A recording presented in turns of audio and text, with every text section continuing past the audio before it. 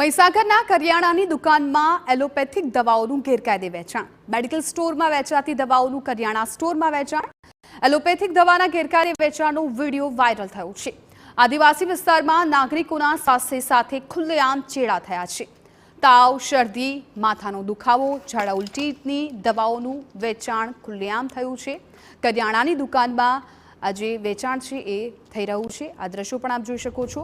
મહીસાગરના છે કે જ્યાં કરિયાણાની દુકાનમાં એલોપેથિક દવાઓનું ગેરકાયદે રીતે વેચાણ કરવામાં આવતું હતું.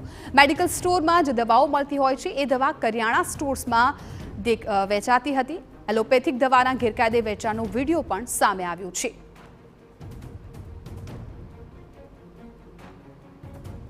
તો કરિયાણાના સ્ટોરમાં ગેરકાયદે એલોપેથિક દવાનું વેચાણ થતું હતું. આપ આ વિડીયો પણ જોઈ શકો છો.